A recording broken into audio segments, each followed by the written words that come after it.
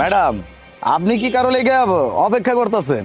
না ভাইয়া, আমি কারোর জন্য অপেক্ষা করতেছি না। ওই অফিসে আজকে আমার ইন্টারভিউ, তার জন্য এখানে বসে আছি। ও, ওই অফিস?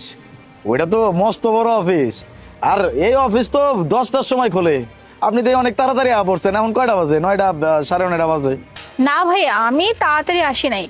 আসলে আমার বাবা আমাকে সবসময় এটা বলেছে যে কেউ যদি তোমার সাথে দেখা করতে আসে তাহলে যেন সে 10 থেকে 15 মিনিট আগে আসে, আর তুমিও যদি কারোর সাথে দেখা করতে যাও 10 থেকে 15 মিনিট আগে যাবে, যাতে করে কথা বরখারাপ না হয়।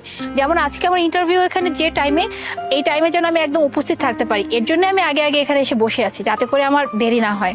আর তার থেকেও বড় কথা ভাইয়া, আপনি যদি কোথাও কল টাইমে গিয়ে পৌঁছান বা কল টাইমের আগে গিয়ে পৌঁছান, তখন কি হবে, ওখানকার মানুষগুলো এটা মনে করবে যে এই মানুষটা সত্যি এই কাজের প্রতি অনেক ডেডিকেটেড, এই জন্যই সে একদম কল টাইম অনুযায়ী এসেছে বা তার আগে এসেছে, লেট করেনি। বাহ, আপনার বাবা কিন্তু আপনার অনেক ভালো একটা শিক্ষা দিচ্ছে। আচ্ছা ম্যাডাম, ওই আপনি এই জায়গায় যে ইন্টারভিউ দিতে এসেছেন, আপনি পড়াশোনা কতদূর করছেন?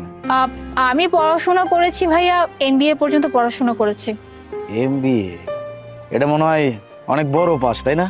আচ্ছা, ওই হয়েছে কি ম্যাডাম, আমি না জীবনে কোনোদিন ডিগ্রি দেখি নাই। ওই আপনার ফাইলের ভিতরে মনে হয় আপনার ডিগ্রি আছে না? আমার একটু দেবেন?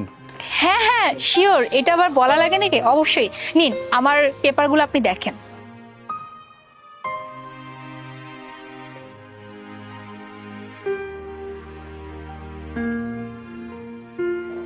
বাহ, দেখছি, আমার মন শান্তি হয়েছে। লন। আচ্ছা, আপনি তো তাইলে মেলা বড় বাস দিছেন, তাইলে আগের চাকরি আপনি ছাইরা দিছেন কে? না ভাইয়া, বিষয়টা এমন না। আসলে আমি জব কুইট করি নাই। যে কোম্পানিতে আমি জব করতাম, আমার কোয়ালিফিকেশন তাদের কাজের জন্য একদমই ওকে না, তাই তারা ভেবেছে ওই জবটার জন্য আমিও আসলে ডিজার্ভ করি না, এর জন্যই ওনারা আমাকে জব থেকে বের করে দিয়েছে। হ্যাঁ, বুঝবার পারছি।